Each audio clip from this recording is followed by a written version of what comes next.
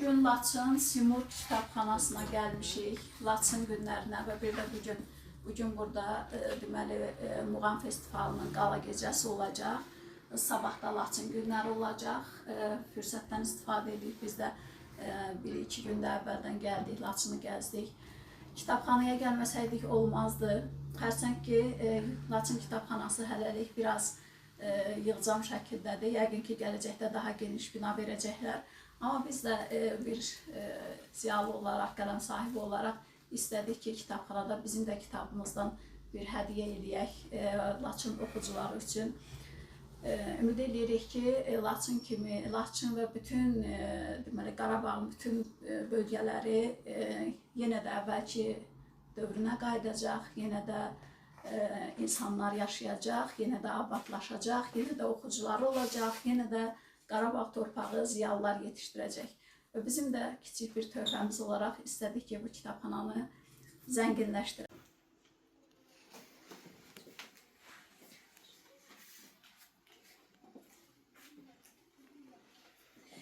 Salam, hər vaxtınız xeyir. Biz gözəl bir yerdəyik, müqəddəs bir yerdəyik. Çox arzulayırdım bura gəlməyi. Natəvan xanımla da, Zülfiyə xanımla da danışmışdım bura gəlməzdən qabaq ki, mən sizin kitabxanaya çoxlu kitablar gətirəcəyim, gücüm yetdiyi qədər. Amma qismət bugünə imiş. Biz bugün iki ziyalı rəfiqəmlə gəlmişəm. Şairə, ədəbiyyatşünas alim Adilə Nəzər və ədəbiyyat müəllimi, yazıcı, romançı Həcər Paşayeva'la gəlmişəm. Xalqə xanım da ziyalımız buradadır. Yanımda sağ olsun, gözəl bizi qəbul edib, qonaqpərvərliyinə görə minnətdarlıq edirəm. Amma nə demək istəyirəm, bugün o Adilə xanımın sözünə qüvvət olaraq demək istəyirəm ki, həm ziyarət, həm ticarət eləmək istədik. Biz muğamı da sevirik, musiqini də sevirik, vətənimizi də sevirik. Laçını da lap çox sevirik. Ona görə ki, işğalda olublar, həsrətində olmuşuq. Həsrət qarışıq sevgi var bunun içərisində. Biz gəldik, kitablarımızla gəldik, götürə bildiyimiz qədər götürdük. Amma çoxlu kitabımız var, söz verdik ki, yenə gətirəcək. İnşallah o vaxt bu kitabxana daha böyüyəcək və bizim bol-bol kitablarımızı yerləşdirməyə yer olacaq. Mən bugün son 3 cildliyimlə gəlmişəm. 44 günlük savaşın 444 cəngavəri, bu sağ qalmış qazilər və veteranlardan yazılıb. Arasında şəhid olanlar da var. Bir də mənim rəfiqəm var, bir də qrup yoldaşımdır. İndi Moskvada yaşayır. Romançıdır, yazıcıdır, Ulduz Qasım. Onun 10 dənə kitabını gətirmişəm. Qarabağla bağlı, Şuşa ilə bağlı. Qarabağda qiyamət var, maral var, av göyərçinlər var, solmayan nərgiz var, qaçaq aslan var, tələbə gündəliyi, çox kitablar var burada. O kitablarını gətirmişəm hədiyyə eləməyə. Çox sevinirəm.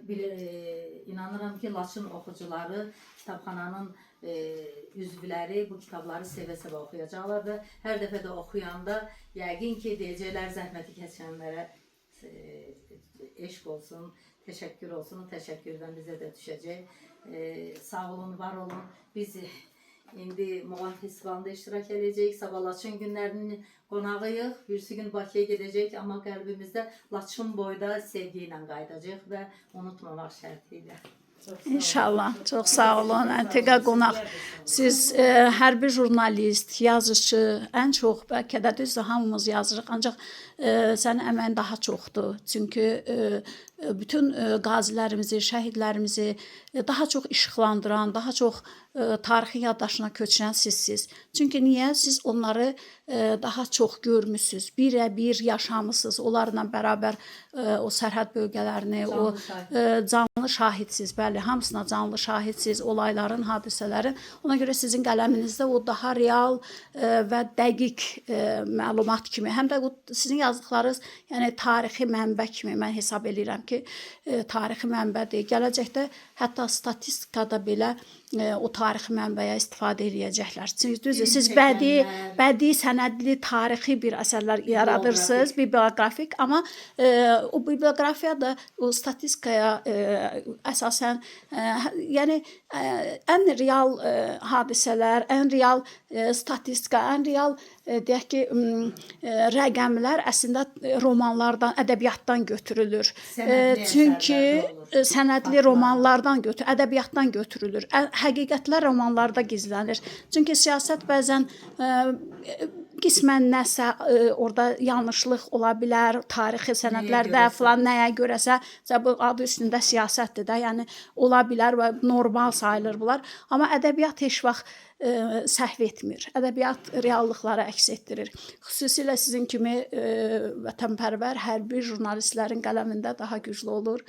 Həqiqətən təşəkkür edirik sizə, uğurlar arzulayırıq. Şəhidlərimizə rəhmət, qazilərimizə can sağlığı, Laçın Simurq kitabxanasına da uğurlar arzulayırıq, işçilərinə təşəkkür edirik və ümid edirik ki, daha gözəl məkanda yerləşəcəklər gələcəkdə və biz də gəlib burada təbliğatlar, təqdimatlar edəcəyik, təşviqatlar, bəli, tanıdacağıq şəhidlərimizi, qazilərimizi, vətənimizi, hər bir yuşəsini.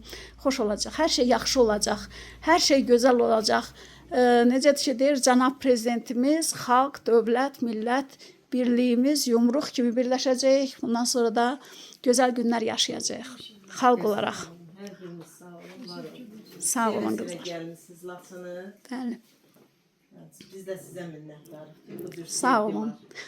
Sağ olun qonaqpərvərliyiniz üçün, bizə qonaq açdığınız üçün. Əslində hər yer, Azərbaycanın hər yeri, hər birimizin evidir. Sadəcə olaraq burada biraz xırda nüanslar var ki, siz burada məskunlaşırsınız, biz digər bölgədə, amma hər yer hər birimizin evidir.